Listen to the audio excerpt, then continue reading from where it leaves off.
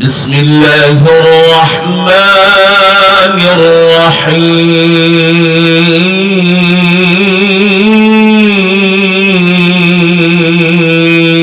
الرحيم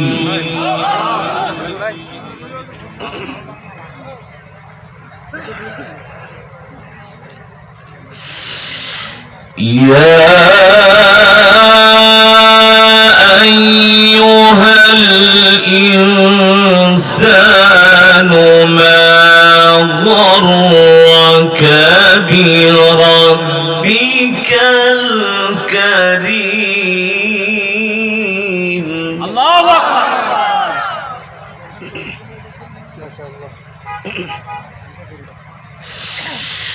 الذي خلقك فسواك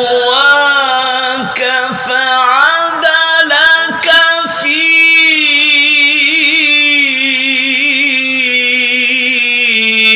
أي صورة ما شاء ركبك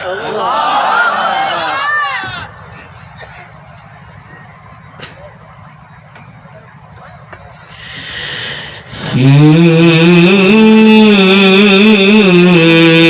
أي صورة ما شاء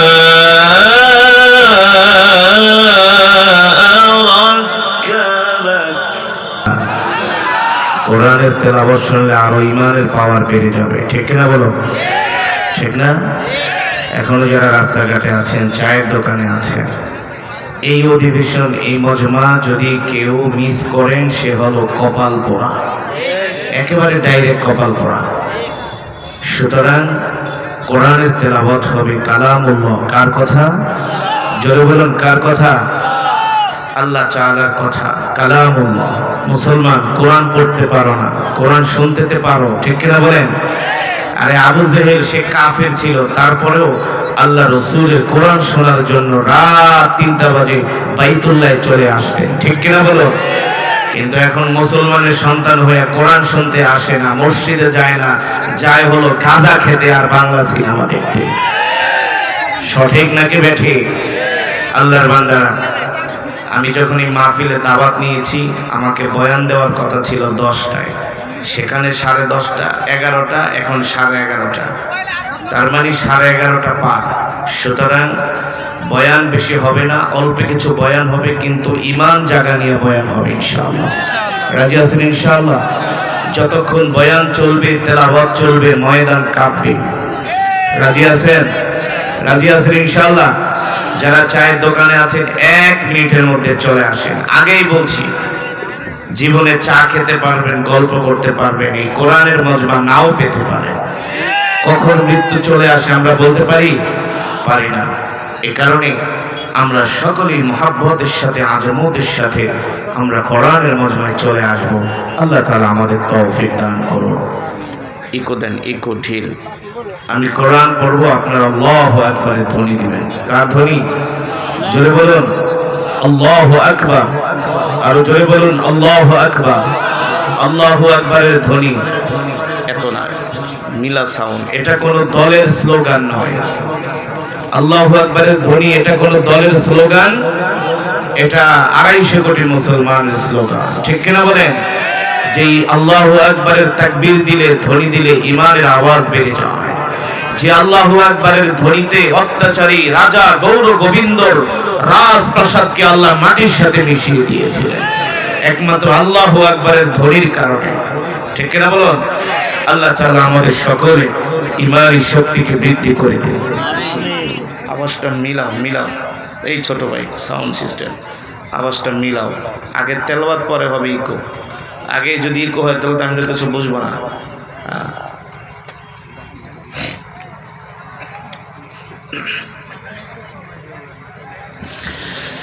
أعوذ بالله من الشيطان الرجيم.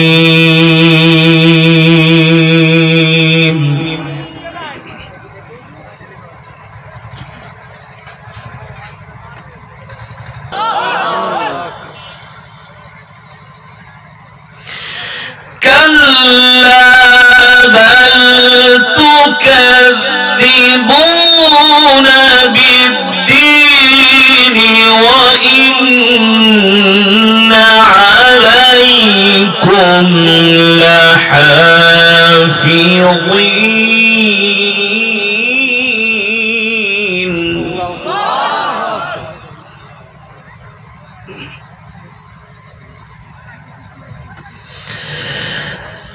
كراما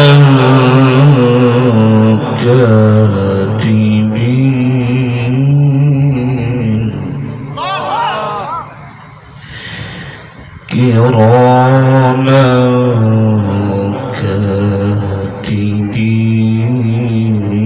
كاتبين بسم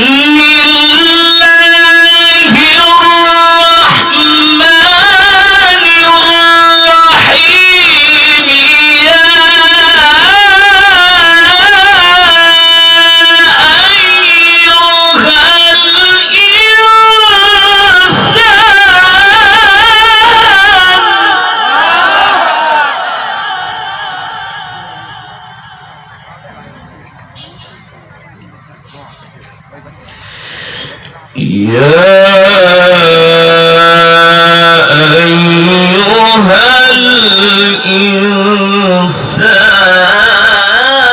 الإنسان يا أيها الإنسان ما غرك بربك الكريم الذي خلقك فسواك فعدلك ما شاء الله يا أستاذ ما شاء الله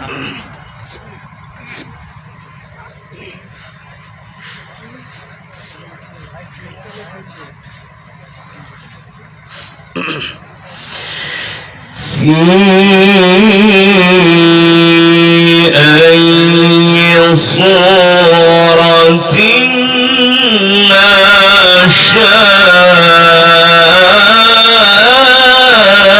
شاء ركبك في أي صورة ما شاء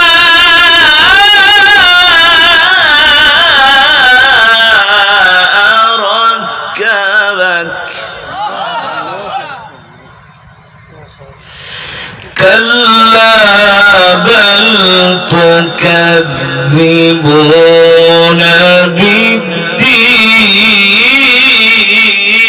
بالدين وإن عليكم لحافظين كراما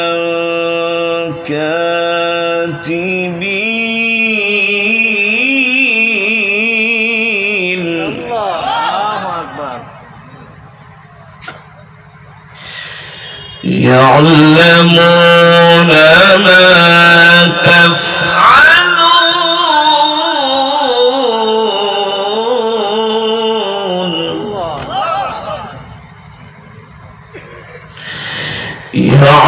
يعلمون ما تفعلون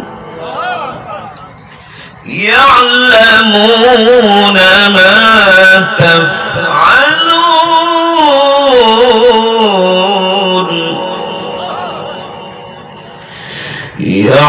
يعلمون ما تفعلون كلا بل تكذبون بالدين وإن عليكم لحافظين كراما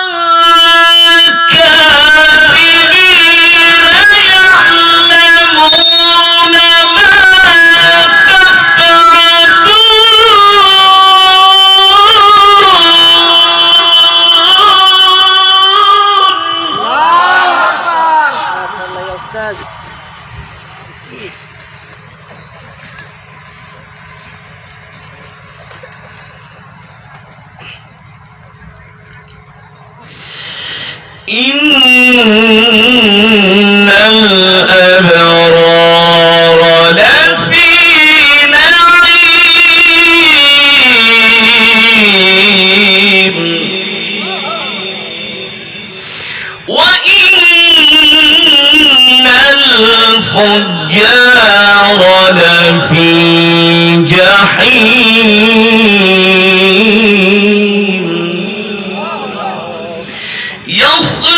يصلونها يوم الدين وما هم عنها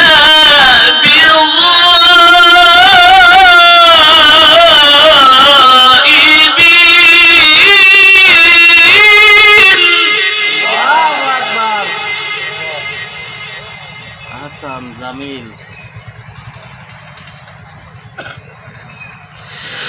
وما هم عنها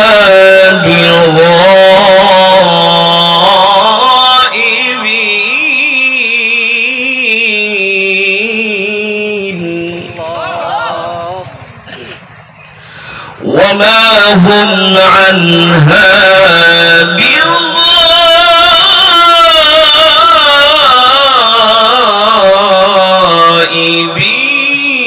بغائبين. وما أدراك ما يوم الدين ثم ما أدراك ما يوم الدين يوم لا تملك نفس لنفس شيئا والأمر يومئذ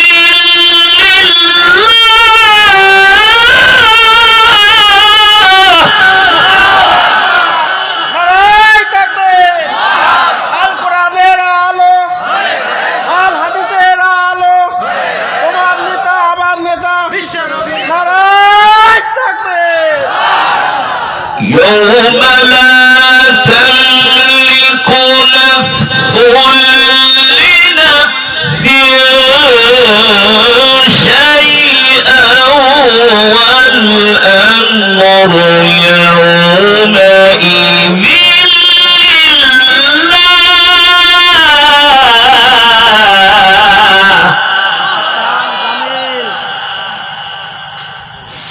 يوم لا تملك نفس لنفس شيئا يوم لا تملك نفس لنفس شيئا والأمر يومئذ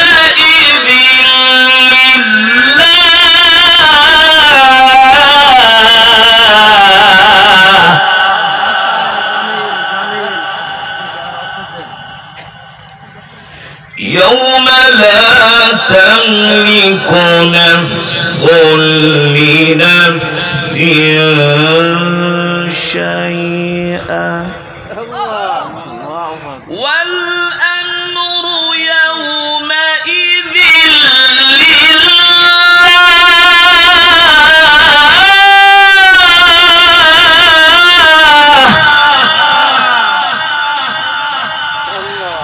والأمر يومئذ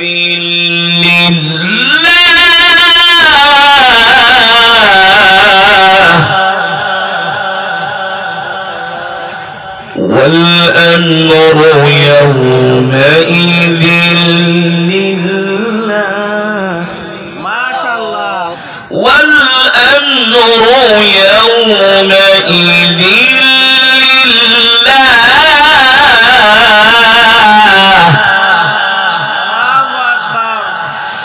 الله أكبر ولله الحمد بسم الله الرحمن الرحيم قل هو الله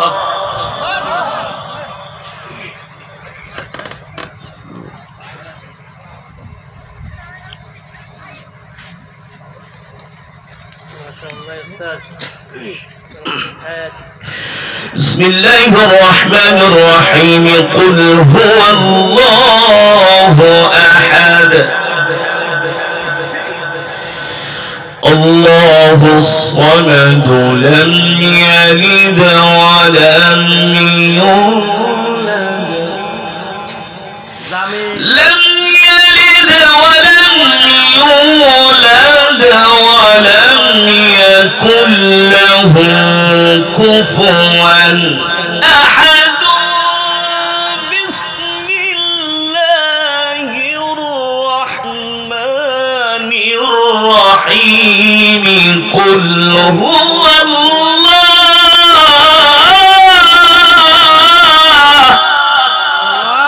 أكبر قل هو الله أحد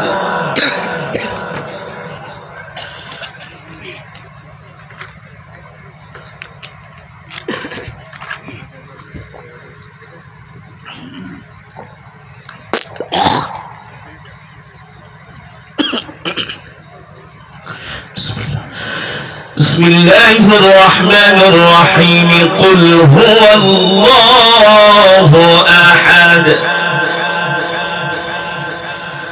الله الصمد لم يلد ولم يولد জামিল الله الصمد لم يلد ولم يولد ولم يكن له كفوا أحد بسم الله الرحمن الرحيم قل هو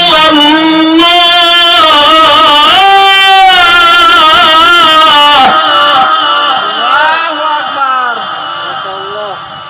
جزاك الله خير أحسن جميل بسم الله الرحمن الرحيم قل هو الله أحد الله الصمد لم يلد ولم يولد لم يلد ولم يولد ولم يكن له كفوا أحد صدق الله العلي العظيم আমরা সকলেই বলি আলহামদুলিল্লাহ আর ইমানি আওয়াজ দিয়ে বলি আলহামদুলিল্লাহ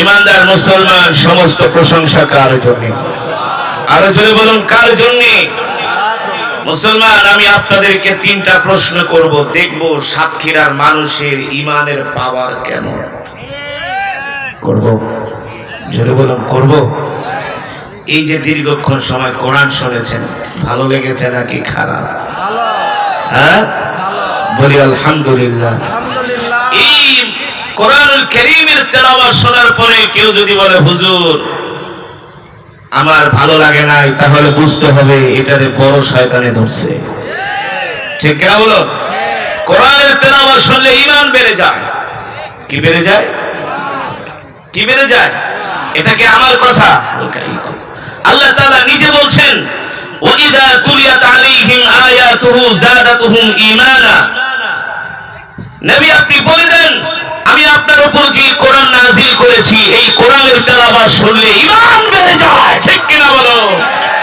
মুসলমান আমি আপনাদেরকে তিনটা প্রশ্ন করব যাদের ঈমানের পাওয়ার আছে যাদের ঈমান মজবুত যারা মুমিন যারা আল্লাহ ছাড়া কাউকে ভয় করে না তারা এই তিনটা প্রশ্নের উত্তর দিতে পারবে আর অহংকারী নাফরমানরা দিতে পারবে না ঠিক কিনা বলো প্রশ্ন তিনটা করব এক নম্বরে বলুন আমাদের হায়াতের মালিক কে আরে জোরে বলি কে আমাদের হায়াতের মালিক আমেরিকার প্রেসিডেন্ট নয় ঠিক কিনা বলেন আমাদের রিজিকের মালিক কোরআনে আছে কি আছে না নাই ওমা মিন দাব্বাতিন ফিল আরদি ইল্লা আলাল্লাহি রিজকুহা। আল্লাহ তাআলা কোরআনুল কারীমের মধ্যে সূরাতুল হুদের মধ্যে 12 পারায় বলেছেন, নবী আপনি বলে দেন সারা পৃথিবীর সমস্ত মাখলুকের রিজিকের মালিক আমি আল্লাহ। ঠিক কিনা মুসলমান? হায়াতের মালিক আল্লাহ, রিজিকের মালিক আমরা কার গোলাম? জোরে বলি কার গোলাম? মুসলমানি আসমান কার, জমিন কার? এই আসমান আল্লাহ তাআলার, জমিন ও আল্লাহ তাআলা। আপনারা যে জমিনে বসে আছেন, এই জমিনের কথা কোরআনে আছে কি আছে না? নাই? এই যে এখন প্রচন্ড গরম, ঠিক কিনা বলুন? প্রচন্ড গরম, মানুষ বৃষ্টির জন্য হাহাকার করছে। নাকি সাতক্ষীরা মানুষের বৃষ্টির দরকার নেই? হ্যাঁ, মানুষ বৃষ্টির জন্য হাহাকার করছে। পারলে আমেরিকার প্রেসিডেন্ট তুমি একটু বৃষ্টি দাও, পারলে ভারতের মোদি একটু বৃষ্টি দাও, পারলে প্রধানমন্ত্রী শেখ হাসিনা একটু বৃষ্টি দাও। কারো ঘোড়ার ডিমের কোনো ক্ষমতা নাই। ঠিক কিনা বলেন? বৃষ্টির মালিক কে? কোরআনে আছে কি আছে না? নাই? এ যুবক মুসলমান, ভালো করে শুনে রাখো, বৃষ্টির মালিক তোমার কোনো নেতা নেত্রী না, তোমার কোনো প্রেসিডেন্ট না। বৃষ্টি দেওয়ার মালিক আল্লাহ তাআলা। যদি বৃষ্টি বন্ধ করে দেয়, এই জমিনের সব মাখলুকগুলো মারা যাবে।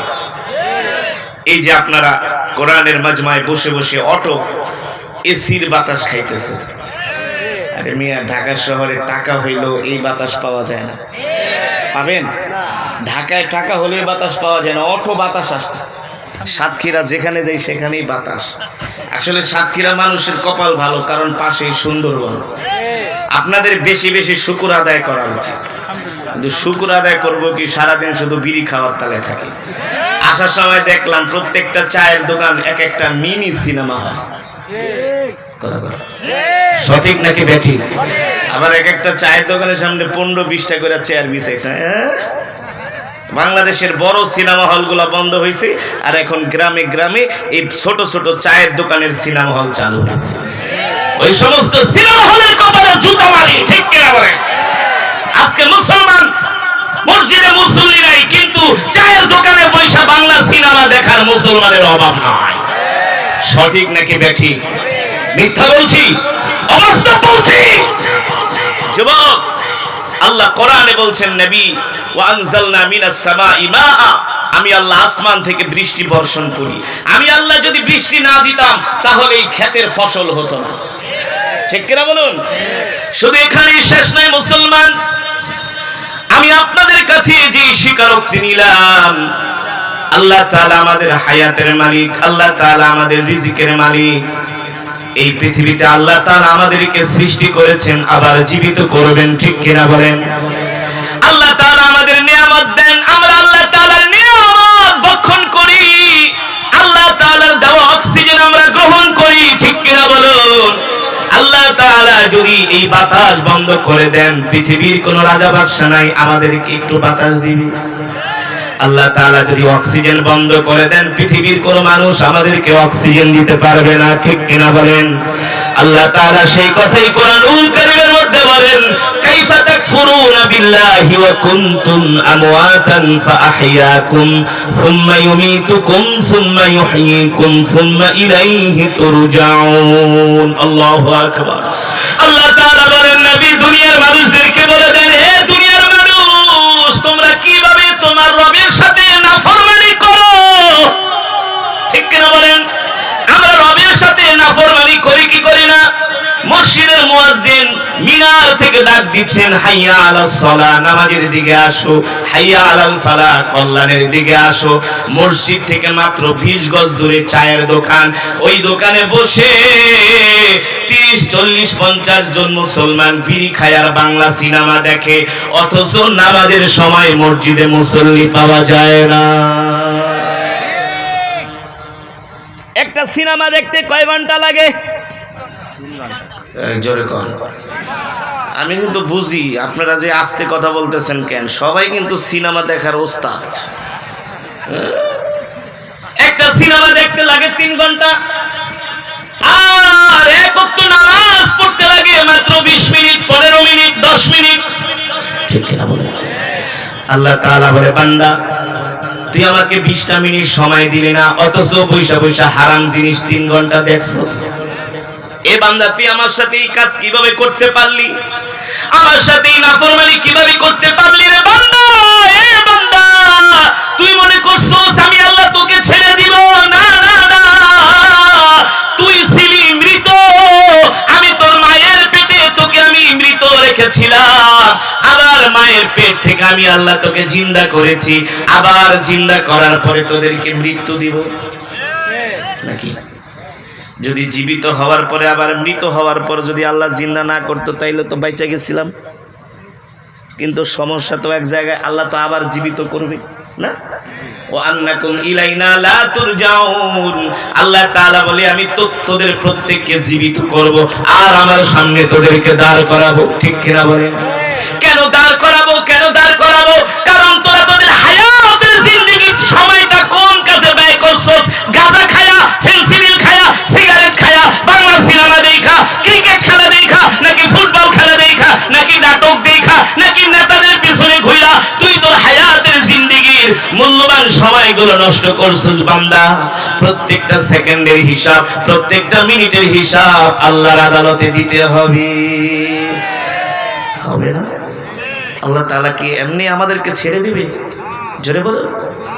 আল্লাহ তাআলা এমনি আমাদেরকে ছাড়বে না, প্রত্যেকটা সেকেন্ডের হিসাব আল্লাহ তাআলা আমাদের থেকে নেবে। এমনকি মুসলমান, আমি আপনাদের সামনে একটু আগে যে কোরআনুল কারীমের তেলাওয়াত করেছি, শুনছেন তো? হ্যাঁ, যদি শুনে থাকেন, এক একটা হরফের বিনিময়ে আল্লাহ তাআলা আমাদের আমলনামায় কমপক্ষে 10টি করে নেকি দান করেছেন। খুশি নাকি বেজার? জোরে বলো। শুধু এখানেই শেষ না মুসলমান, আমি যদি 10,000 শব্দ তেলাওয়াত করি, 10,000কে 10 দিয়া গুণ দেন, নগদ কত? 1 লাখ। কত? 1 লক্ষ নেকি পেয়েছেন মিনিমাম। এখানে শুধু শেষ না রে যুবক। এই যুবক, সিনেমা হলে যায়, চায়ের দোকানে বাংলা সিনেমা দেখে কয়টা নেকি কামাইছো জীবনে?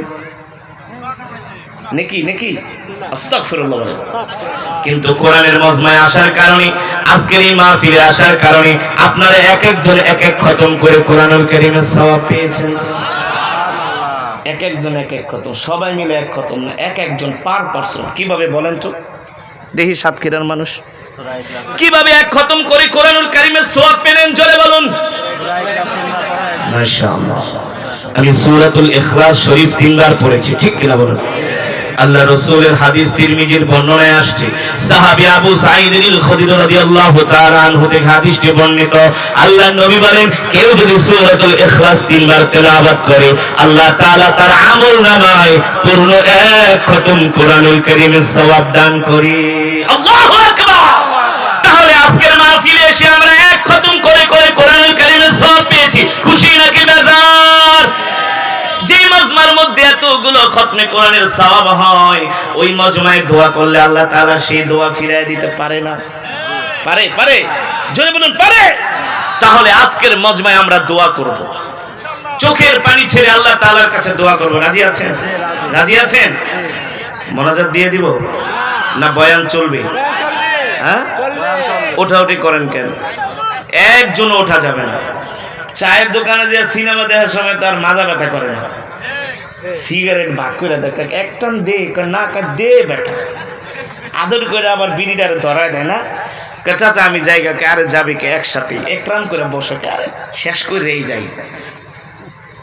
সিনেমা দেখার সময় ডাকতে পারো, ক্রিকেট খেলা দেখার সময় ডাকতে পারো, IPL BPL, সারাদিন খালি হা করে টিভির দিকে তাকায় থাকে, IPL BPL। আরে বেটা, যারা IPL BPL খেলে কোটি কোটি টাকা কামায়, তুই কি পাইছস?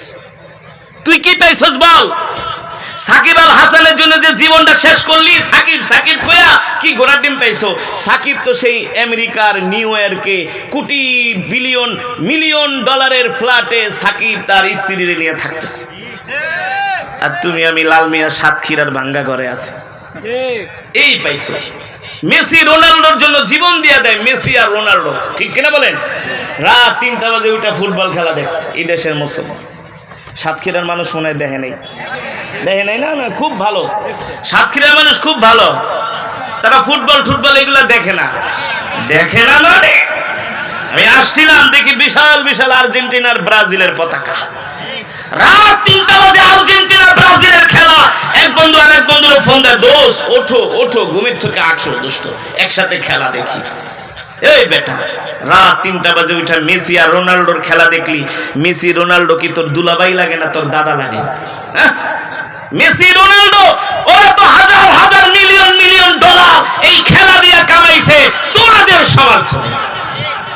তোমরা কি পাইছো? ঠিকই সে তার গার্লফ্রেন্ড লইয়া ঘুরতেছে, এই হোটেলে যায় ওই রিসোর্টে যায়, তুমি আমি কি পাইছি? তুমি আমি মাঝখান থেকে গুনাহ কামাইছি, কিন্তু যা পাওয়ার সওয়াব আজকে পাইছেন, মসজিদে যে পাইছেন, ওয়াজ মাহফিলে পাইছেন, এই সওয়াবই থাকবে। ঠিক কি না বলুন? তাহলে কোরআনের মজমায় বসলে লাভ না ক্ষতি? আবার যারা বলেন লাভ না ক্ষতি। বাংলাদেশের মুসলমান বোঝে না, মনে করে মসজিদে গেলে সময় নষ্ট, ওয়াজ মাহফিলে আসলে প্রেসার উঠে যায়, কোন সময় বাড়িতে যাইবে। ঠিক না বলুন? আপনারা যে আমার জবানের তেলাওয়াত শুনছেন, আমার পরে কিন্তু আরেকজন কারি সাহেব আছে, যাকে বলে পুলিশ কারি। কি কারি? পুলিশ কারি মহিবুল্লাহ। মাশাআল্লাহ, পুলিশ কারি মহিবুল্লাহ। আমরা সবাই বলি মাশাআল্লাহ, মাশাআল্লাহ। কারণ এই পুলিশ ইউনিফর্ম পইরা সে কোরআন তেলাওয়াত করে, এটা আমাদের জন্য গর্ব। বাংলাদেশের প্রত্যেকটা পুলিশ যদি এভাবে কোরআন পড়তে পারতো, তাহলে চুরি চামারি সব বন্ধ হয়ে যেত। ঠিক কিনা বলেন? প্রত্যেকটা পুলিশ যদি এইভাবে কারি মহিবুল্লাহর মতো ধার্মিক হতো, এইভাবে কোরআনকে ভালোবাসতো, তাহলে পুলিশের মধ্যে যত দুর্নীতি সব বন্ধ হয়ে যেত। ঠিক কিনা বলুন? আমরা দোয়া করি আল্লাহ তাআলা প্রত্যেকটা পুলিশ সদস্যকে আল্লাহ তাআলা দিনদার বানায় দিন বলি আমিন, জনগণের সেবক বানায় দিন বলি আমিন। সেই কারি মহিবুল্লাহ আমার পরে তেলাওয়াত করবে। আমি তার তেলাওয়াত বয়ান শুনছি, মাশাআল্লাহ, একজন ডিফেন্সের লোক এত সুন্দর তেলাওয়াত বয়ান করে, এটা প্রশংসা করার মতো। তা আপনারা তার তেলাওয়াত শুনতে রাজি? কথা বল না। এই মিয়া, এখন যদি কোনো একটা এখানে গানের অনুষ্ঠানে, তো এক শিল্পী গেছে আর এক শিল্পী আইতে আছে রাত 2টা বাজে, সেই 2টা পর্যন্ত বয়া থাকে, একটু দেখা যায় না? হারাম জিনিসে খুব মজা, গুনার কামাইয়ে খুব মজা, কিন্তু এটার শাস্তি বেশি। ঠিক না বলেন? তাহলে আমরা কোরআনকে ভালোবাসি কি বাসি না? আমরা আমাদের জীবনের চেয়ে আল্লাহর কোরআনকে ভালোবাসি, আল্লাহ রসুলকে ভালোবাসি। ঠিক কিনা বলেন? এবার আসেন মুসলমান, আমি আপনাদের সামনে যে কোরআন কারীমের তেলাওয়াত করেছি, ও যুবক ও বন্ধু, তুমি আমি মুসলমান হয়ে কোরআন পড়তে পারি না, কোরআন শিখি না, কোরআন শেখার জন্য আমরা সময় দেই না। ব্যবসার জন্য আমাদের সময় হয়, চাকরির জন্য আমাদের সময় হয়, ইংরেজি পড়ার জন্য, অঙ্ক পড়ার জন্য, সমাজ বিজ্ঞান পড়ার জন্য আমাদের সময় হয়, কিন্তু আল্লাহর কোরআন শিখার জন্য আমাদের সময় হয় না। আল্লাহর কোরআন শিখার জন্য আমরা সময় দেই না। ও যুবক, অথচ তুমি জানো না রে বন্ধু, এই কোরআনের জন্য আল্লাহ রাসূলের সাহাবীরা জীবন দিয়েছেন। এই কোরআনের জন্য রাসূলের সাহাবীরা নিজের মাতৃভূমি ত্যাগ করেছেন শুধু কোরআনের জন্য। কিসের জন্য? হাসরের ময়দানে আল্লাহ নবী ডাকবে, ও আমার উম্মতেরা আসো আসো, আমি তোমাদের জন্য আল্লাহ তাআলার দরবারে সুপারিশ করব, আজকে তোমাদের জন্য আমি সুপারিশ করব। হাদিস শরীফে এসেছে, বুখারীর বর্ণনায়, আল্লাহ তাআলা ডাক দিয়া বলবে, ইশফা তুশাফা, ও আমার মুহাম্মদ, ও আমার হাবিব, ও আমার বন্ধু, আপনি আপনার উম্মতের জন্য সুপারিশ করেন।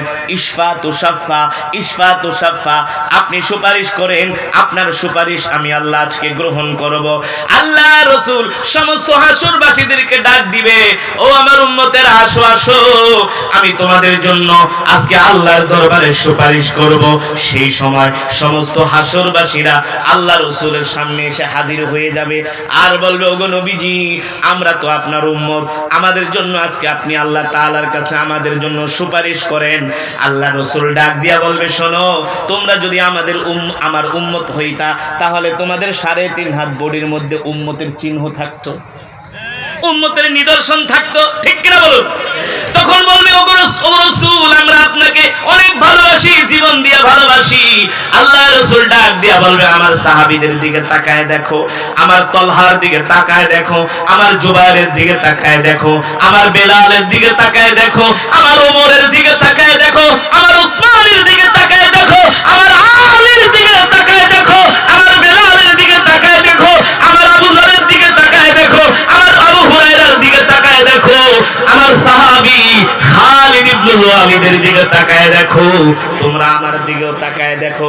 আল্লাহর রাসূল তার শরীর মোবারক দেখাবে, সাহাবীদের শরীর দেখাবে, আর বলবে দেখো আমার সাহাবীরা আল্লাহর কোরআনের জন্য দুনিয়ার জমিনে কত নির্যাতন সহ্য করেছে।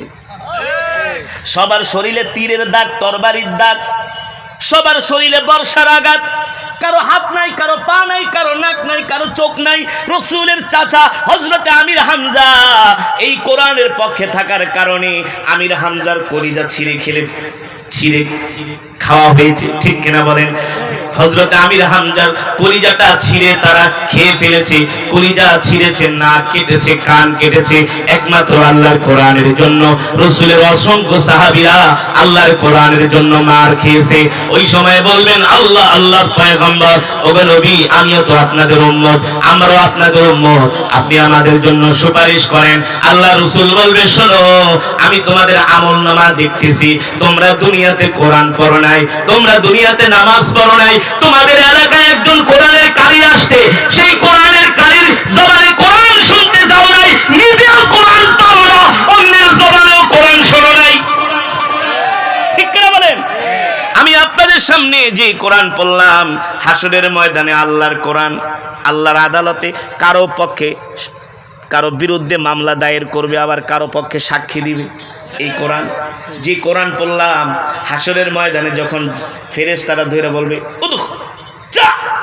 উদখুল ফি জাহান্নাম, উদখুল ইলা জাহান্নাম, জাহান্নামের দিকে যা, তখন আল্লাহর কোরআন ডাক দিয়া বলবে এ ফেরেশতা, তুমি যাকে জাহান্নামের দিকে যেতে বলেছো তার দুই একটা আমলের মধ্যে ত্রুটি আছে, কিন্তু সে আমাকে মহব্বত করত। আজকে আমি কোরআন তার পক্ষে সাক্ষী দিতেছি, আমি কোরআন সাক্ষী দিচ্ছি, তুমি তাকে জাহান্নামে দিতে পারবা না। সুবহানাল্লাহ, আরে জোরে বলুন সুবহানাল্লাহ। মুসলমান, কোরআনুল কারীমের মধ্যে এমন একটা সূরা আছে, কোরআনুল কারীমের মধ্যে এমন একটা সূরা আছে, মুসলিম শরীফের বর্ণনায় আসছে, আল্লাহ রাসূল বলেন এই কোরআনুল কারীমের মধ্যে এমন একটা সূরা আছে, কেউ যদি এই সূরাটা একবার তেলাওয়াত করে, প্রতিদিন তেলাওয়াত করে, প্রতিদিন তেলাওয়াত করে, প্রতিদিন তেলাওয়াত করে, ইশারের নামাজের পূর্বে, ঘুমানোর পূর্বে, ইশারের নামাজের পরে, ঘুমানোর পূর্বে, বাদাল ইশা ক্বাবলান নাওম, বাদাল ইশা ক্বাবলান নাওম, কেউ যদি ইশারের সালাত আদায় করে ঘুমানোর পূর্বে এই সূরাটা যদি প্রতিদিন একবার রাতে তেলাওয়াত করে, আল্লাহ রাসূল বলেন এই সূরা তাকে আল্লাহ তাআলার কাছে সুপারিশ করে করে তাকে জান্নাত পর্যন্ত পৌঁছে দিবে। যদিও তার দুই একটা আমলনামা ভুল ত্রুটি থাকে, কিন্তু আল্লাহর কোরআনের এই সূরা বলবে আল্লাহ আমি দুনিয়াতে ওয়াদা করেছিলাম যে আমাকে মহব্বত করবে, আমাকে তেলাওয়াত করবে, তার জান্নাতে যাওয়ার জিম্মাদারি আমার হাতে, তার জন্য আমি সুপারিশ করব। তখন ফেরেশতারা বলবে না তুমি জাহান্নামী, আল্লাহর কোরআন বলবে প্রশ্নে আসে না, আমি তার পক্ষে দাঁড়ায় গেছি। সুবহানাল্লাহ। যখন কোরআনুল কারীমের এই সূরাটা তার পক্ষে সুপারিশ করবে, আল্লাহ তাআলা তাকে ক্ষমা করে দিয়ে বলবে যাও আমার জান্নাতে প্রবেশ করো। আল্লাহু আকবার। বলবো সেই সূরাটার নাম কি? বলবো? পড়বেন তো আপনারা? পড়বেন? ওখানে আস্তে করে কয়, কারণ অনেকে মনে মনে কে ইশারের নামাজই তো পড়ি না, আবার সূরা পড়ুন কোন সময়? পড়বেন তো? আল্লাহ কবুল করুন, জোরে বলি আমিন। এই সূরার নাম হচ্ছে সূরাতুল মুলক। কি জোরে বলুন? সূরার নাম মুসলিম শরীফের বর্ণনায় আসছে, কেউ যদি সূরাতুল মুলক প্রতিদিন ইশারের পরে ঘুমানোর পূর্বে তেলাওয়াত করে, ইন্তেকালের সাথে সাথে আল্লাহ তাআলা তাকে জান্নাত দিয়ে দিবে, তার কবরটা জান্নাতের বাগান বানিয়ে দেওয়া হবে। বলেন সুবহানাল্লাহ। এই কারণে আবার নামাজ বাদ দিয়ে শুধু সূরা মুলক পড়েন না। আমি গেছি সিলেটে ওয়াজ করতে, এখন সূরাতুল ইখলাসের ফজিলত নিয়ে বর্ণনা করছি, বয়ান করতেছি যে এই সূরাতুল ইখলাস যে বেশি বেশি তেলাওয়াত করবে আল্লাহ তাআলা দুনিয়ার সমস্ত পেরেশানি দূর করে দিবে, তার জন্য আল্লাহ তাআলা 300টি রিজিকের দরজা খুলে দিবে। এটা কোন সূরা?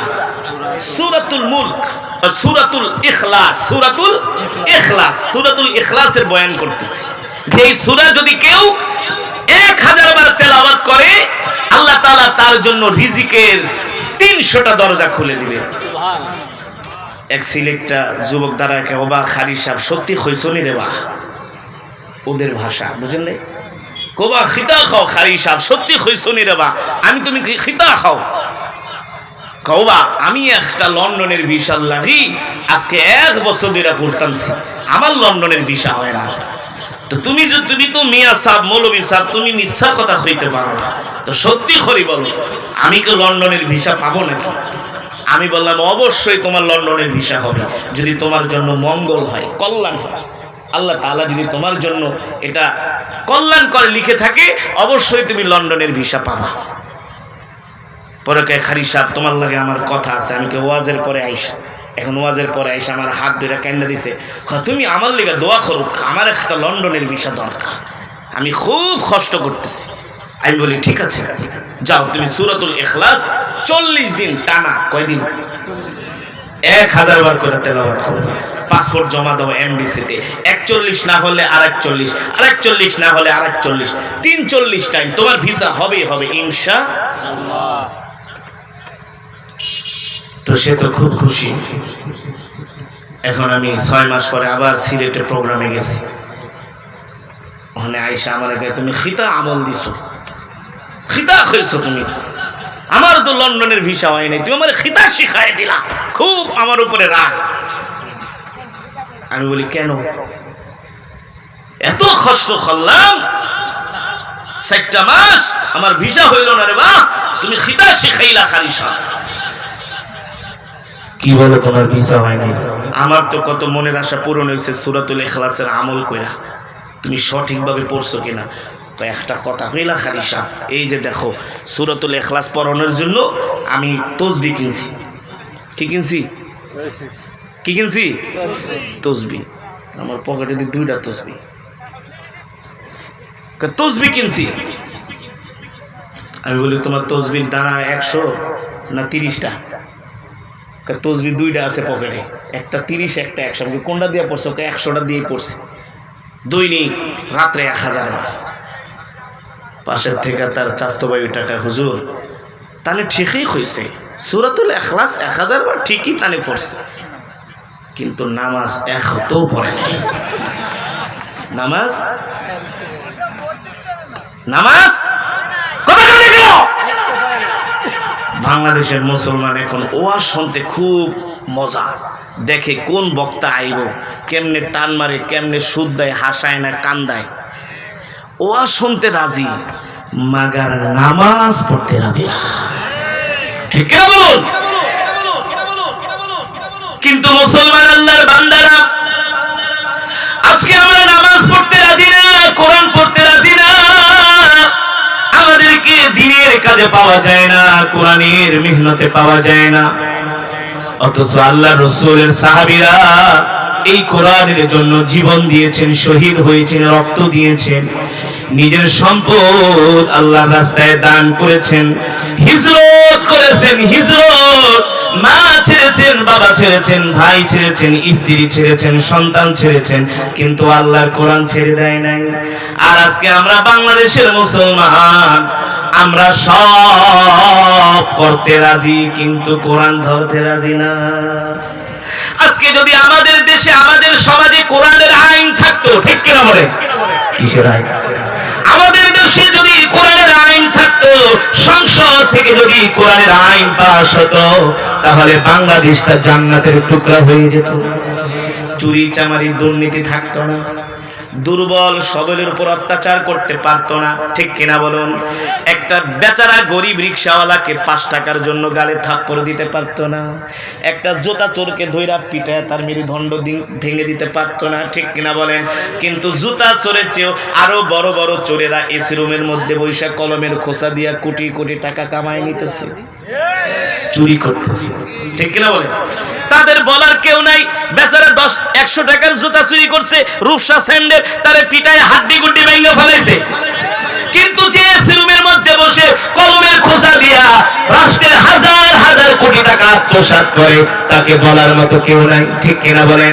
কিন্তু যদি কোরআনের আইন থাকতো, কোরআনের শাসন থাকতো, তাহলে কখনো দুর্বলের উপর অত্যাচার হতো না, কোনো মানুষ না খায়া থাকতো না, কোনো মানুষ ক্ষুধায় কষ্ট পাইতো না, কোনো মানুষ চিকিৎসার অভাবে মারা যেত না, কোনো গরিব মানুষ এই ঢাকার শহরের সদরঘাটে লঞ্চ টার্মিনালে না খায়া ঘুমাতো না, সেই গাবতলীর বাস টার্মিনালে না খায়া ঘুমাইতো না, ঠিক কিনা বলুন? যদি কোরআনের রাজ কায়েম হয়ে যেত, তাহলে প্রত্যেকটা মানুষের ঘরে ঘরে খাবার পৌঁছে দেওয়া হতো। বিশ্বাস করেন না? এখন দেখবেন আমাদের দেশের অনেক অফিসারদেরকে যদি বলা হয় আপনারা জনগণের এটা করেন সেটা করেন, ধমক দেখে আমরা কি তাদের বাড়িতে যায় নিরাপত্তা দিব নাকি? আমরা কি তাদের বাড়িতে যায় খাবার দিয়ামু নাকি? অথচ মুসলমানদের খলিফা, আমিরুল মুমিনিন, খলিফাতুল মুসলিমিন হযরত ওমর ফারুক, নাম কি? ওমরে। কোরআনের আইন প্রতিষ্ঠা হলে কি সুবিধা হয় দেখেন। এই যে বর্তমানে পৃথিবীর একটা মাত্র রাষ্ট্র যাদেরকে নিয়ে আমরা অহংকার করি, গর্ব করি, নাম কি? আমেরিকা, হ্যাঁ? আফগানিস্তান। আমরা আফগানের মোল্লাদেরকে নিয়ে গর্ব করি, ঠিক কিনা বলেন? ওই দিন দেখলাম আফগান সেনাবাহিনীর একজন জেনারেল মেজর জেনারেল, তিনি আটার বস্তা মাথায় করে মানুষের ঘরে ঘরে পৌঁছে দিচ্ছে। মাথায় আটার বস্তা আর হাতে এলো তেলের কন্টেনার, মানুষের ঘরে ঘরে পৌঁছে দিচ্ছেন খাবার। আপনি বাংলাদেশে এখান থেকে যদি আপনি ঢাকা যান, 500 টাকার একটা নোট যদি উপরের পকেটে নেন, নিয়ে যদি সাতক্ষীরা থেকে বাসে উঠেন, গুলিস্তানে নামার পরে দেখবেন আপনার 500 টাকার নোট নাই। কপাল ভালো হইলে পকেট কেইটাও লইয়া যেতে পারে, কপাল ভালো হইলে আবার সেই রাস্তায় গাড়ি আটকে ডাকাতিও করতে পারে। আপনারা কোন হুজুর এটা আবার কি করেন? পড়েন নাই তো? আমরা পড়ছি 4 বার, কয়বার ওয়াজ করে যাইতেছি, ডাকাত রাস্তার ভিতরে ধরে একটা, হুজুর আসসালামু আলাইকুম, হুজুর আপনার খুব ভক্ত আমরা, আপনার খুব ওয়াজ শুনি, তো হুজুর কিছু মনে করেন না, যা পাইছেন দিয়া যান। হুজুর অন্য মানুষের টাকা ডাকাতি করে, ওর টাকার ভিতরে ভেজাল আছে, আপনার টাকায় কোনো ভেজাল নাই, একের হালাল। কি হালাল? বিশ্বাস করেন ডাকাইতি যে সর্দার, সে আবার আমারে খুব সম্মান করতেছে। হুজুর এই হুজুরে একটু যে গাড়িতে বাড়ি মারছে রড দিয়া, তো গ্লাস ভাঙ্গা ঠেঙ্গা সিটের উপরে পড়ছে, এই হুজুরে বসলে হুজুরের পাঠা কাইটা যাব, এটা পরিষ্কার কর। হুজুরে আরাম করে বসতে দিন। প্রায় 1.5 লক্ষ টাকার উপরে নিয়ে গেছে। বললাম ভাই 40,000 টাকা দেন, আগামীকাল মাদ্রাসায় ছাত্রদের চাউল কিনতে হইব। কয় হুজুর ডাকাতির ইতিহাসে এই পর্যন্ত কাউরে 2 টাকা দেই নাই, তো আপনারা 2,000 টাকা দিলাম তেল আর গ্যাস কেনার লেগে, নাস্তা খাওয়ার লেগে। দোয়া করেন, আপনারা তো প্রতিদিন কামান। আমাকে ভাই আমারে কিন্তু এই পর্যন্ত 4 বার ধরছে। কয়বার? বাস্তব নাকি অবাস্তব? আফগানিস্তানে আপনি 1 কোটি টাকা নিয়েও যদি রাত্রবেলা বের হন, কোনো ডাকাইত তো দূরের কথা, কোনো শয়তানও আপনার দিকে ফিরে তাকাবে না। কারণ ডাকাত জানে এদেশে কোরআনের আইন আছে, এখন ডাকাতি করব, সকালবেলা আদালতে উঠে আমার হাত কেটে দেওয়া হবে। ঠিক কিনা মুসলমান? সঠিক নাকি বেঠিক? এই যে আফগানিস্তানে বর্তমানে আমরা যে রুটি খাই না, রুটি পরোটা তন্দুর রুটি, আমাদের দেশে তো মনে করেন পিস হিসাবে বিক্রি করে, তো আফগানিস্তানে এখন রুটি কেজি মাপে বিক্রি হয়, কেজি দিয়া মাপে। বলতে পারেন হুজুর রুটি আবার কেজি দিয়া মাপে কেন? কারণ হলো সব রুটির সাইজ তো এক না, কোনোটা বড় কোনোটা দাম কিন্তু নিতেছে কথা বলে না, দাম নিতেছে এক, কিন্তু কোনোটায় বেশি কোনোটায় কম। আপনি ঠকছেন, ওরা কিন্তু ঠিকই জিততেছে। এই কারণে আফগানিস্তানের কোরআনের আইন থাকার কারণে তারা ফরমান জারি করছে, রুটি বিক্রি হবে কেজি দরে, বিরিয়ানি বিক্রি হবে কেজি দরে। তাহলে মানুষের ঠকার সম্ভাবনা নাই। মুসলমান, এটা তো সাধারণ একটা উদাহরণ। এবার আসেন, যদি কোরআনের রাজ কায়েম হয়ে যেত তাহলে মানুষ রাত্রবেলা ঘুমাইতো, কেউ গরু চুরি করার সাহস পাইত না, ডাকাতি করার সাহস পেত না, কোন মানুষ না খেয়ে ঘুমাতো না। প্রত্যেকটা মানুষের জানের মালের ইজ্জতের নিরাপত্তা দিত সরকার প্রধান, ঠিক কিনা বলেন? যেমন করে রাসূলের সাহাবী ওমর ইবনুল খাত্তাব রাদিয়াল্লাহু তাআলা আনহু, মুসলিম জাহানের খলিফা, একদিন ওমর মরুভূমি দিয়া হেঁটে যাচ্ছে, একটা বৃদ্ধ মানুষ ওমরকে দেখে ডাক দিছে, তাআল, এদিকে আসেন, আপনার কাছে আমার একটা নালিশ আছে। বলে, কি নালিশ? আপনি কি জানেন ওমর কোথায় থাকে? বলে, ওমর তো থাকে তার হেডকোয়ার্টার মসজিদে নববীতে। কেন তুমি ওমরকে খুঁজতেছো? ওই মহিলা জানে না তিনি হলেন ওমর। বলে, ওমরের সাথে আমার একটা কথা আছে, তার একটা বিচার আছে আমার কাছে। সাধারণ জনগণ খলিফারে থ্রেট দেয়, তার নামে আমার একটা বিচার আছে। কি আছে? আর এখন যদি যারা বড় বড় নেতা, যদি কোন নেতা আপনার একটা বিচার আছে আমার নামে, এক থাপ্পড় দিয়ে দাঁত 32টা ছুড়ে আনে। সঠিক নাকি ব্যাঠিক? বলে, ওমরের সাথে আমার একটা কথা আছে, তার কাছে আমার একটা বিচার আছে তার নামে। মহিলা ধমক দিয়া বলতেছে, আমি যদি ওমরকে পাইতাম তাহলে আমি ওমরকে বিচার করতাম। ওমর মুস্কি হাসি দিয়া বলে, আপনি বলেন কি অভিযোগ ওমরের নামে? এত ক্ষোভ কেন ওমরের উপরে? বলে, শোনো, আমি 2 দিন পর্যন্ত আমার চুলায় আগুন জ্বলে না। ওমর আমার খলিফা, তার দায়িত্ব কি? তার দায়িত্ব হলো আমার ঘরে খাবার পৌঁছে দেওয়া। আল্লাহু আকবার। খলিফাকে ধমক দিতেছে, আমার চুলায় আগুন জ্বলে না।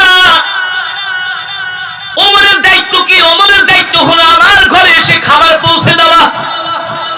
এই কথা শোনা মাত্র ওমর আর দেরি করেন নাই। বলে, মা, ও মা, আমাকে কিছু সময় দেন, আমি আসতেছি, আপনি দাঁড়ান। এই কথা বলে ওমর আর দেরি করলেন না, দৌড়ে চলে গেলেন, যায় বাইতুল মালের প্রহরীকে ডাক দিলেন, এই প্রহরী, তাড়াতাড়ি বাইতুল মালের গেট খুলে দাও। গেট খুলে দেওয়া হলো। হযরত ওমর আটার বস্তা মাথায় নিয়ে আবার মরুভূমির দিকে দৌড় শুরু করছেন। দৌড়াতে দৌড়াতে ওই বৃদ্ধ মহিলার কুঠুরির কাছে গেলেন। আটার বস্তা মাথা থেকে নামিয়ে ওমর নিজের হাতে রুটি বানাচ্ছেন। বৃদ্ধ মহিলা কাজ করতে পারে না, হাত কাঁপায়, শরীর দুর্বল। ওমর নিজের হাতে রুটি বানিয়ে, নিজে রুটি ছেঁকে, নিজে তরকারি রান্না করে ওই মহিলাকে খাওয়ায়া তার ঘরের কাজগুলো করে দিয়ে আসলেন। এটা কিন্তু আবার মনে করেন না ওই যে বাচ্চার সন্তানের ঘটনাটা আর একটা ঘটনা ইতিহাসের মধ্যে এসেছে।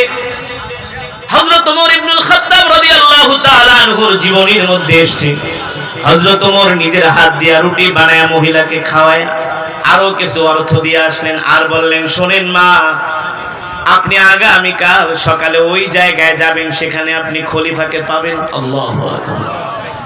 মহিলা যখন সকাল হলো, হযরত ওমর রাষ্ট্রীয় কাজকর্ম সম্পাদন করতেছে, আর ওই মহিলা হযরত ওমরের সাথে দেখা করার জন্য মসজিদে নববীর কাছে গেলেন। জিজ্ঞেস করলেন, আইনা ওমর ইবনুল খাত্তাব? তোমরা কি ওমর ইবনুল খাত্তাব কোথায় আছে জানো নাকি? তোমরা কি ওমরকে চিনো নাকি? কেন কেন? বলে, আমি ওমরের নামে একটা নালিশ দেওয়ার জন্য আসছি। কি নালিশ? আমি আমার চুলায় 2 দিন পর্যন্ত আগুন জ্বলে না, ওমর আমার খোঁজ খবর নেয় নাই, কিন্তু গতকাল রাত্রে একজন অপরিচিত লোক আমার বাসায় আটার বস্তা দিয়ে আসছে, কিন্তু আমি তো চেয়েছিলাম ওমর আমার খাবার আমার ঘরে পৌঁছে দিবে। ওমরের নামে আমায় একটা নালিশ করার জন্য আসছি। মদিনার লোকগুলো ডাক দিয়া বলে, বৃদ্ধ মহিলা, তুমি যদি ওমরের সাথে দেখা করতে চাও, আসো আমার সাথে। হযরত ওমরের রাজ দরবারে নিয়ে গেলেন। মসজিদে নববী সিঁড়ির মধ্যে বসে হযরত ওমর জনগণকে খাবারগুলো বন্টন করে দিচ্ছেন। আর ওই মহিলা হযরত ওমরের চেহারার দিকে তাকায় অবাক হয়ে গেছে। এই লোকটাই তো গতকাল রাত্রে আমাকে আটার বস্তা আমার ঘরে পৌঁছায় দিয়েছে। আল্লাহু আকবার। তার নিজের হাত দিয়ে আমাকে রুটি বানিয়ে দিয়ে আসছে। এখন মদিনার জনগণকে জিজ্ঞেস করে এটাই কি সত্যি? ওমর বলে হ্যাঁ, এটাই ওমর, ইনি ওমর, ইনি আমাদের খলিফা। ওই মহিলা দৌড়ে যায় হযরত ওমরের সামনে দাঁড়ালেন। আর ওই ওমর মহিলাকে দেখা দুই হাত তুলে বলে, মা আপনি আমাকে ক্ষমা করে দিন, আমি আপনার ঘরে খাবার পৌঁছে দিতে পারি না, আমি জানতাম না। আমি সব মানুষের খবর নিতে নিতে আমি ক্লান্ত হয়ে গিয়েছিলাম, আপনার বাড়িতেও আমি যেতাম, কিন্তু একটু দেরি হয়ে গেছে, আপনি আমাকে ক্ষমা করে দিন। কাল হাসরের ময়দানে আল্লাহর আদালতে ওমরের নামে আবার নালিশ দিয়েন না। জয় কোন সুবহানাল্লাহ। হ্যাঁ, আপনাদের সাথে তো সবাই এমন ব্যবহার করে, ঠিক না? এই কারণে আপনাদের সুবহানাল্লাহ বলতে মন চায় না। এদেশের এমন নেতা আছে, নির্বাচন আইলে তাদের চেহারা দেখা যায়, নির্বাচন নাই তাদের চেহারাও দেখা যায়, ঠিক কিনা বলেন? আছে কি আছে না? আবার ভালো সমাজের সেবকও আছে নাকি? আলহামদুলিল্লাহ, ভালো সেবকও আছে, ভালো সেবকও আছে যারা জনগণের দিনের খেদমত করে, আল্লাহ তাআলা তাদের কবুল করুন। আর যদি কোরআনের শাসন প্রতিষ্ঠা হয়ে যায়, প্রত্যেকটা নেতা জনগণের খেদমত করতে বাধ্য, কারণ দুনিয়ার মানুষের কাছে তাকে জবাব দিতে না হোক, আসমানের মালিক তো তাকে ছাড়বে না, ঠিক কিনা বলুন? এই কারণে আল্লাহর বান্দারা, আল্লাহ তাআলা আমাদেরকে যে কোরআন দিয়েছেন, নবীর উপরে যে কোরআন নাজিল হয়েছে, এই কোরআন আমরা নিজেরা শিখবো, আমাদের সন্তানদেরকে শিখাবো, কোরআন অনুযায়ী আমাদের সমাজ গঠন করব ইনশাআল্লাহ। রাজি আছেন? আজকের মাহফিলে এসে আপনারা খুশি নাকি বেজার? বলি আলহামদুলিল্লাহ। এই মাহফিলটা আগামী বছর হোক, আপনারা চান? চান তো ইনশাআল্লাহ? কথা বলে না, চান? আমি মুসাফির আপনাদের এলাকায় আসছে অনেক দূর থেকে, সাতক্ষীরা ডজনে ডজনে মাহফিলের ডেট গেছে, ডজনে ডজন। গত বছর শুধু একটা ডেট দিছি, তাও সাতক্ষীরা শহরে। এই ডেটটা তালতলা, এই ডেটটা আমার থেকে অনেক মেকানিজম করে আমার থেকে এই ডেটটা নিয়েছে। এই ডেটটা যে নিয়েছে ওনার বাড়ি হলো সাতক্ষীরা শহরে, কিন্তু আমি জানতাম না যে শহরের বাহিরে। তো আমাকে বয়ান দেওয়ার কথা ছিল 10 সাড়ে 9টায়, 10টা সাড়ে 10টায়, আমি 11টায় বয়ানে আসছি। আগামীকালকে আমার জুমা, সেই ঢাকার গাজীপুর মাওনায়। তো আমার সাথে কথা ছিল যে 10:30 বয়ানে বসবো, 11:30 সোয়া 11টা পর্যন্ত করে আমি ঢাকায় চলে যাবো। আর আমরা ঢাকা শহরে 11টার উপরে কোনো ওয়াজ করি না, ঢাকায় না, এখন বাংলাদেশের ম্যাক্সিমাম জায়গায়। আপনারাও সাতক্ষীরার মানুষ, এখন থেকে এই সিস্টেম করবেন, 12টার উপরে কোনো ওয়াজ করবেন না, 12টার উপরে কোনো ওয়াজ করবেন না, 12টার উপরে কোনো ওয়াজের টাইম নিবেনই না, প্রয়োজনে মাগরিবের সাথে সাথে বয়ান শুরু করবেন। এভাবে করে সিস্টেম করেন, কারণ আপনি 1টা পর্যন্ত ওয়াজ শুনলেন, ফজরের নামাজ যদি না পড়েন, এই ওয়াজ 100 বছর শুনেও কোনো লাভ নেই। জানেন, 2 রাকাত ফজরের সুন্নত আল্লাহ রসুল বলেছেন আসমান আর জমিনের মধ্যে যা কিছু আছে তার চেয়ে আরো উত্তম। 2 রাকাত ফজরের সুন্নত। এখন রাত 1টা 2টা বাজে বাসায় গেলে এবং কি একেবারে ইমানদার হয়েছেন যে আপনি একটা ফজরের নামাজ পড়বেন? 9টা 10টা 11টা বাজে ঘুমাইতে উঠতে পারেন না ফজরের সময়। আপনারা রাগ করতেছেন? সাতক্ষীরার মানুষ এই সিস্টেমটা আপনারা পরিবর্তন করবেন, আস্তে আস্তে করে ফেলেন। 12টার উপরে কোনো ওয়াজ নাই, আর কোনো হক্কানি আলেম ফটকা ছাড়া কেউ 12টার উপরে ওয়াজ করে না। হক্কানি আলেম কখনো 12টার উপরে কিসের ওয়াজ? 12টায় ঘুমিয়ে যাবে, উঠে ফজর পড়বে, ঠিক না বলুন? এই কারণে 12টার উপরে কোনো মাহফিল নিবেন না, প্রয়োজনে আগে থেকে বয়ান শুরু করবেন। আপনারা সিস্টেম পরিবর্তন করেন। আমাদের ঢাকা 11টার উপরে কোনো ওয়াজ হয় না, 10:30টায় ওয়াজ শেষ। মাদারীপুরে এক মাহফিলে দাওয়াত দিছে, হুজুর আপনার বয়ান এশারের পরে। আমি বলেন কি, আপনি প্রধান বক্তা, ধর্মিয়া প্রধান বক্তা কি এশারের পরে ওঠে নাকি? বিশ্বাস করেন, আগামী বছরে সেই প্রোগ্রাম আবার রেখেছি, এই ডিসেম্বরের 10 তারিখে মাদারীপুর শিবচর, ঢাকার কাছে। ঠিকই যে দিকে প্রধান বক্তা তারা এশারের নামাজের পরে উঠাই দিছে। মোনাজাত করে দেন। আমি 10টার উপরে ওয়াজ শেষ, 10টার ভিতরে ওয়াজ শেষ। তাহলে বাড়িতে যে আরামে ফজর পরে ঘুমাবেন, ঘুমায়া ফজরের নামাজ পড়বেন। এই কারণে রাগ করবেন না, আপনারা ফজরের নামাজটা জামাতে পড়বেন। রাজি আছেন ইনশাআল্লাহ? এখন আপনাদের সামনে বাংলাদেশের প্রখ্যাত পুলিশকারী মহিবুল্লাহ, পুলিশকারী মহিবুল্লাহ, আমরা বলি মাশাআল্লাহ, তিনি আপনাদের সামনে দেখেন না আলহামদুলিল্লাহ কত সুন্দর তেলাওয়াত বয়ান করে। আমি গত কয়েকদিন আগে তার তেলাওয়াত বয়ান শুনছি, মাশাআল্লাহ অনেক জজবা নিয়ে কথা বলে। আল্লাহ তাআলা আমার ভাইয়ের এই খেদমতকে কবুল করুন বলে আমিন। আমরা এখন পুলিশকারীর কণ্ঠে কোরআনুল কারীমের তেলাওয়াত শুনবো। আমি সম্মানিত পুলিশকারী মহিবুল্লাহ ভাইকে তেলাওয়াত করার জন্য সবিনয় আহ্বান করছি। আল্লাহুম্মা সাল্লি